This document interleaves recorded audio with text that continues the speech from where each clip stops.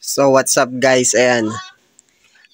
Sa mga topic natin ngayon no, is itong belt, peke at saka original no guys.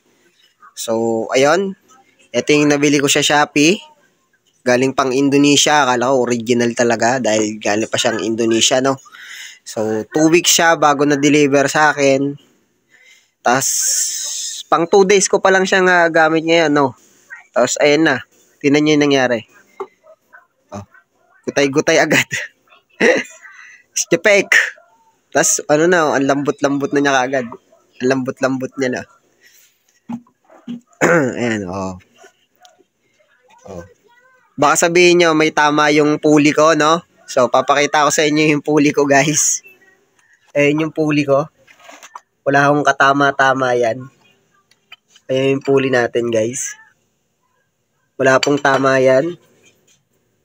Ayan. Parang dumikit. Parang dumikit yung ano, yung mga ano niya. Ayan, oh. Malagkit. Tapos parang dumikit yung ano niya, mga, ayan, oh. Ayan, oh, yung ano niya. Rubber. Parang dumikit dito. Tapos, ayan. Ayan, baka sabihin nyo, may tama yung pulley natin eh. Wala pong tama yung pulley ko ha. So, nagkaganito lang talaga to kasi Japex. Ayan. Ito yung original. Nabili natin, no. Ito yung original na Yamaha. Na 5TL, no guys. Ayan. Tingnan nyo yung pagkakaiba. Ang laki ng pagkakaiba niya. Ayan.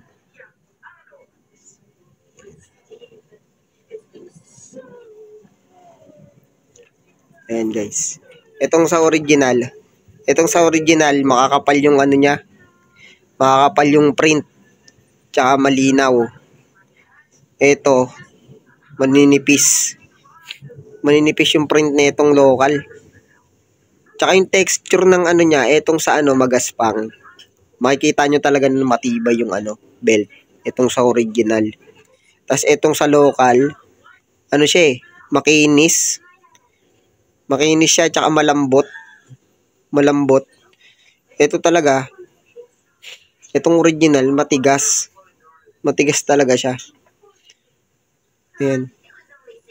Kita naman no. Pag pinagkumpara nyo silang dalawa, pares na pares yung itsura pero magkaiba siya ng code. Guys, magkaiba siya ng code no. Ayan. Ayan no. Made in Indonesia din to. Tingnan nyo yung ano, yung original. Yung may mga print niya, makikintab yung ano, yung pinagprintan. Tapos makakapal talaga yung sulat ng ano niya, no. Yung sa peke, mga maninipis yung sulat, yung print niya. Ayan, para siyang 5TL, no. Para sa 5TL yan, guys. Kaya ingat kayo sa mabibili yung belt, ha. Kung alam nyo na ano, na parang walang tibay, wag nyo na ikabit. Kasi baka magka-problema lang kayo. Eto, 2 days pa lang. 2 araw ko pa lang to ginamit. Pero tingnan nyo, gutay-gutay agad. Gutay-gutay agad eh. So, ayun lang no. Paalala lang sa mga bibili ng belt. Ayan. Kilatisin yung mabuti yung bibili nyo na belt. Makikita nyo naman yung texture nyo eh. Kumbaga sa ano, sa mga bag, wallet, yung leather nya. Makikita nyo naman yung tunay na leather talaga. Ito, ganun din. Makikita nyo yung tibay talaga ng belt. Matibay talaga tong original. Compare dito. Ito, ang lambot oh. Ang lambot niya lang eh. Malambot lang siya eh. Compare nyo dito sa original oh. Ayan oh. Matigas. Matigas siya, matigas. Ito kasing local. Tingnan nyo, isang anuwan ko lang oh. Pipi agad eh. Toink, toink, toink, toinks. So, ayun lang guys. Walang tama yung pulley ko. Yung torque drive, wala ring tama yan guys. Ayan. Walang tama yung mga yan guys. Kaya, malabong sa panggilid ko yung problema. Talagang peki lang talaga nabili natin. So, ayun lang guys, no?